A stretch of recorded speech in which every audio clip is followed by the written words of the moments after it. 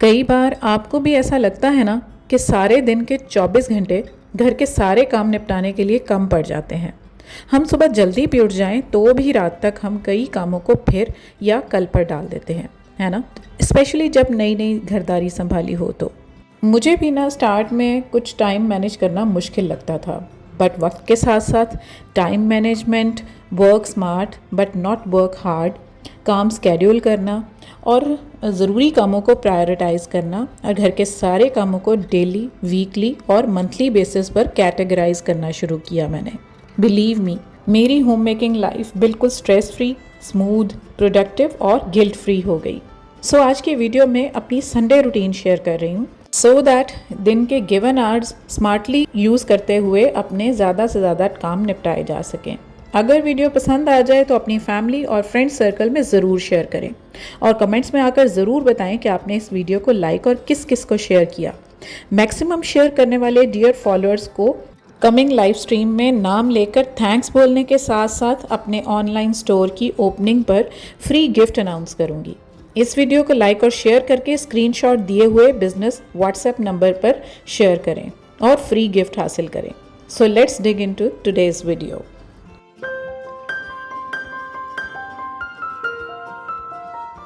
जी, तो संडे चूँकि छुट्टी का दिन होता है, कोई यूनिफॉर्म लंच बॉक्स रेडी करने की ड्यूटी नहीं होती, तो मैं बच्चों की पसंद का नाश्ता बना कर देती हूँ, क्योंकि स्पेशल नाश्ते में टाइम भी थोड़ा ज़्यादा ही लगता है। और वैसे भी वीक में ना 1 या 2 दफ़ा मैं इनको जो है इनकी फ्राइड आइटम्स का कोई ऐसी हो जैसे मैं फ्राई करके दे रही हूँ तो ये मैं देती हूँ। और इसके अलावा मेरी कोशिश होती है कि मैदे की आइटम्स जो है ना वो जितनी कम से कम कंज्यूम हो उतना ही बेहतर है। तो संडे को बच्चों ने थोड़ा लेट उठने की उनकी रूटीन होती है। मीनवाइल फिर इसमें मैंने आपने जैसे देखा चिकन भी बॉईल हुआ, वो भी मैंने बॉईल किया और उसके साथ वाइट सॉस पेस्ट बनी और जिससे ये बहुत ज़्यादा क्रिस्पी होते हैं और बहुत ही ये डिलीशियस रेसिपी है। ये ऑलरेडी मैं आपके साथ डिटेल में शेयर कर चुकी हूँ, लिंक मैं डिस्क्रिप्शन में ऐड कर दूँगी। तो बच्चों को ना फ्राइड आइटम्स देने में कम से कम प्रेफर कर रही होती हूँ। और मैदा जो है वो वैसे भी ज़्यादा कंज्यूम करें तो डाइजेशन प्रॉब्लम भी होती है, स्किन के लिए अच्छा नहीं होता, कम से कम इसको कंज्यूम करें। तो संडे उनका थोड़ा सा स्पेशल बना दिया मैंने और उनका नाश्ता जो है वो जिसको थोड़ा ज़्यादा टाइम लगने वाला था, बाकी जो लंच वगैरह का टाइम था उसको यूटिलाइज़ करते हुए मैंने उनकी पसंद का एक तो नाश्ता भी बना दिया। और उसके बाद ना फिर मेरी कोशिश होती है कि आज मैं अपने लिए चूल्हे का काम किए बगैर नाश्ता प्रिपेयर कर लूँ। जैसे यहाँ पर ना मैं अपना ओट मील रेडी कर रही हूँ, जिसमें मैंने ना एक साइड पर दूध में ओट्स डालकर और थोड़ा सा ग्रीक योगर्ट डालकर और चिया सीड्स डालकर मैंने उनको सोक करके रख दिया था। जब मैं सुबह उठी थी मॉर्निंग ड्रिंक लिया था और उसके बाद बस काम इतना रह गया था मेरा कि ये जो फ्रूट्स होते हैं ना, सीजनल फ्रूट्स को मैं ज़रूर कंज्यूम करती हूँ। मैं हेल्दी लाइफस्टाइल अडॉप्ट करते हुए जितने आप फ्रूट्स और वेजिटेबल्स हैं ख़ासकर विंटर्स के, उनको ज़रूर कंज्यूम करें। तो बात मैं कर रही थी कि बच्चों को चूँकि थोड़ा सा नाश्ता ज़्यादा टाइम लगा के बना के दिया, तो मैंने अपना नाश्ता जो है ना कुकिंग किए बगैर बस ओट्स को सोक किया और थोड़े से फ्रूट्स काटने में मुझे टाइम लगा था। बस यहाँ पर फिर मैंने ना अपना नाश्ता जो है एज़ मच सिंपल बना लिया बट न्यूट्रिशियस नाश्ता मेरा बन गया, जो मुझे एकदम सारे दिन में एक्टिव और हेल्दी रखने वाला है। तो बस स्मार्टली काम करना है ना। अगर मैं भी यहाँ पर कोई अंडा वगैरह बॉईल करने या फ्राई करने बैठ जाती और मैं कुछ ऐसा काम करती कि जिसमें मुझे चूल्हे पे ज़्यादा टाइम लगता तो मेरे बाकी काम रह जाने थे। सो बच्चों की पसंद का नाश्ता बनाकर अपना जो है फिर मैंने एज़ मच सिंपल बना लिया।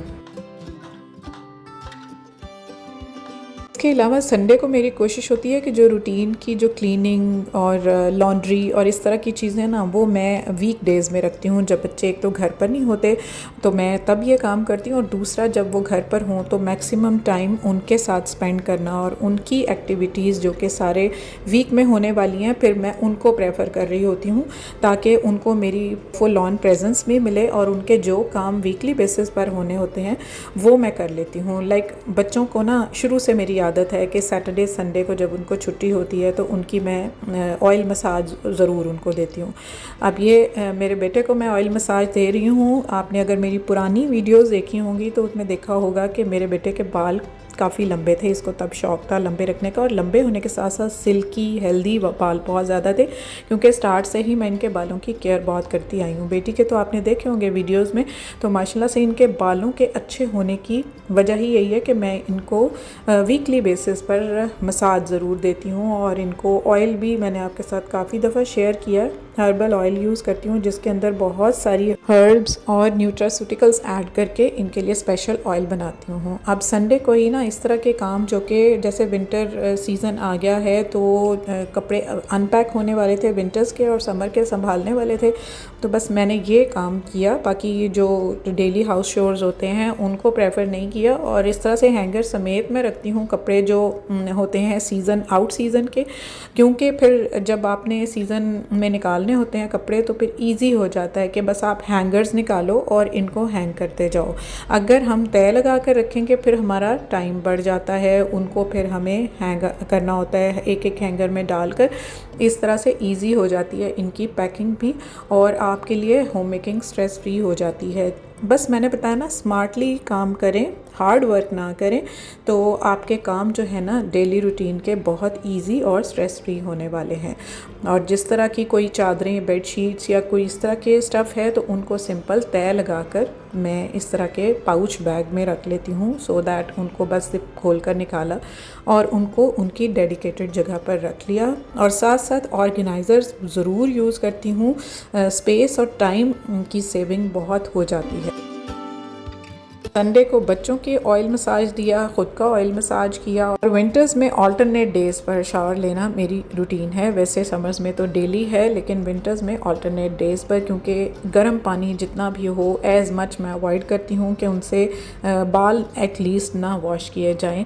और अगर बालों की बात हो रही है तो ये माइक्रोफाइबर टावल जो है ये बहुत अच्छी चीज़ है, बहुत ज़बरदस्त, मैक्सिमम एब्जॉर्बेंट है और जल्दी आपके बाल जो हैं वो ड्राई हो जाते हैं। इसका स्टफ़ बहुत ही कोज़ी और बड़ा ही डेलिकेट और सॉफ्ट है, तो ये मैंने ऑर्डर किया है। अगर आप भी चाहते हैं तो आपको व्हाट्सएप का नंबर शो हो रहा है, आप भी ऑर्डर कर सकते हैं। इसमें बहुत ही अच्छे कलर्स हैं, और ये मैंने अपनी फैमिली के हर मेंबर का जो टॉवल है इससे रिप्लेस कर दिया है, क्योंकि सर्दियों में बाल ज़्यादा देर गीले नहीं ना रखने होते, तो बस इनसे ना फौरी तौर पर एक तो बाल ड्राई हो जाते हैं, सेकंड थिंग इज़ कि बाल उतरते नहीं हैं। अब मैं आपको दिखाती हूँ, ये देखें बाल मैंने इसमें से ड्राई कर लिए हैं। और जिन लोगों को डाई यूज़ करने की आदत है, या मेरी तरह जो लोग मेहंदी लगाते हैं, आपके लिए ये मैं बिल्कुल शो करके बता रही हूँ कि देखें इस पर ना कोई कलर, ना कोई हेयर डाई का, ना कोई मेहंदी का कोई कलर नहीं आता। इसको वॉश करना बहुत इजी होता है,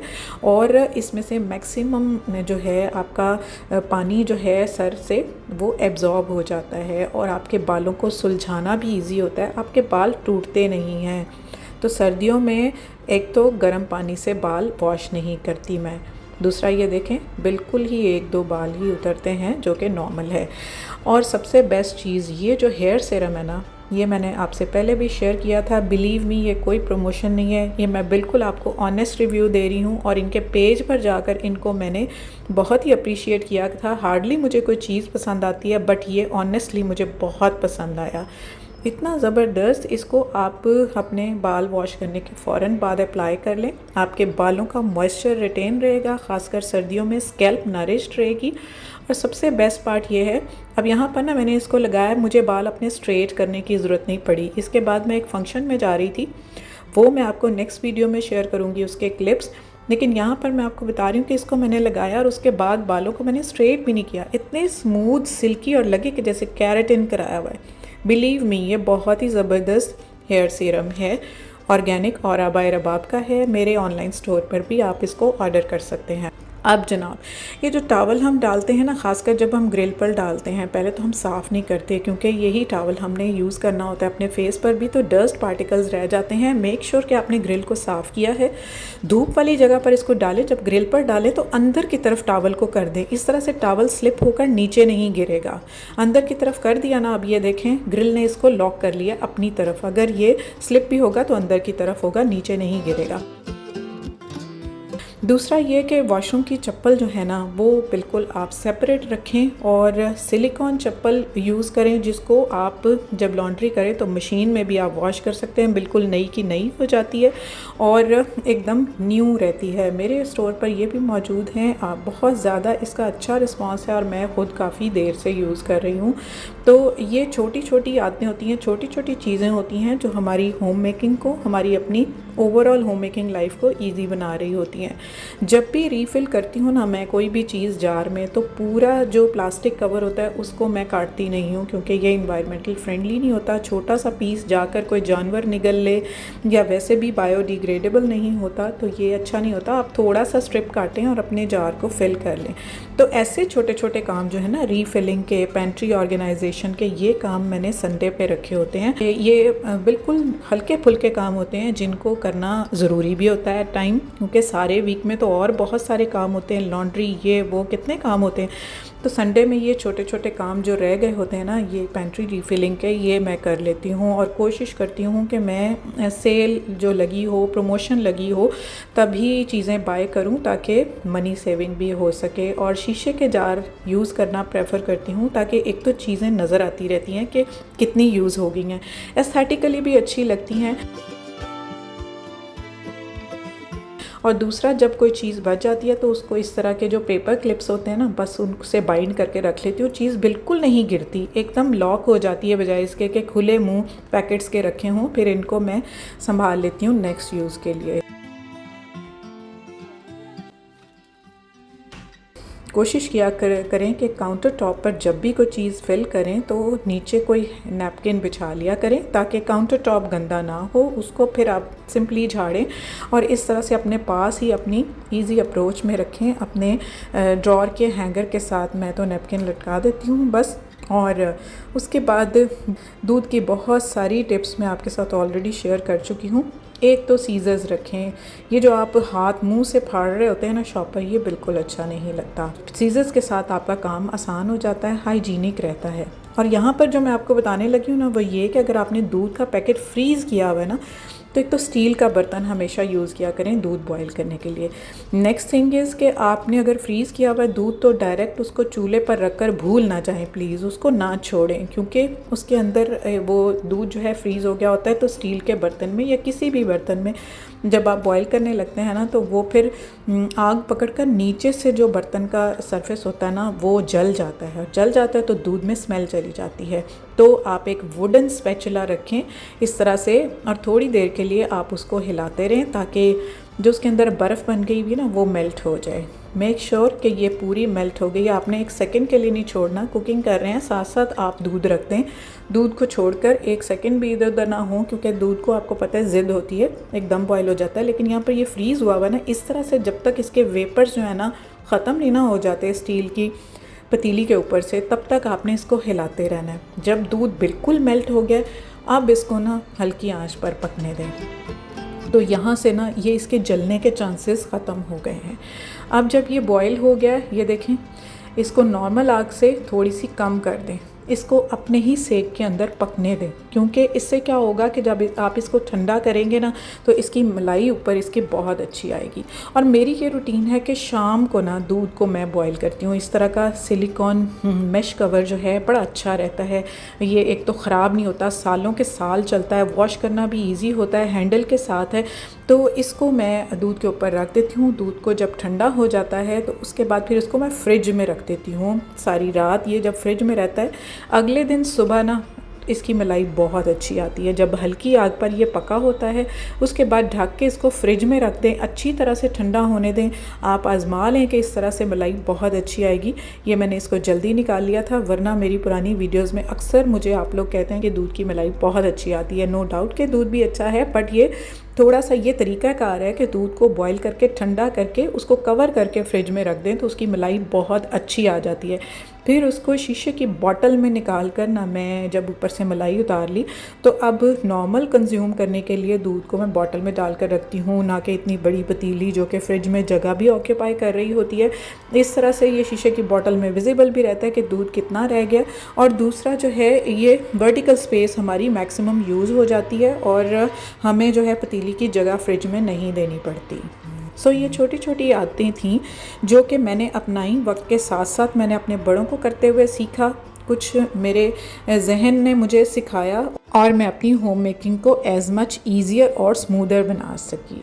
So yeah, that's all for today. If you like this video, then do share it with your family and friends. और हाँ, ज़रूर स्क्रीनशॉट शेयर करें जिस को भी आपने इस वीडियो को शेयर किया है, लाइक किया है तो लाइक का भी स्क्रीनशॉट भेजें। अगर आपको मेरे ऑनलाइन स्टोर की ओपनिंग पर फ्री गिफ्ट चाहिए तो मुझे कमेंट्स में ज़रूर मेंशन करें अपना नाम और मुझे बताएं कि आप ही हमने आपकी वीडियो को लाइक भी किया है और आपकी वीडियो को इतने लोगों को शेयर किया है।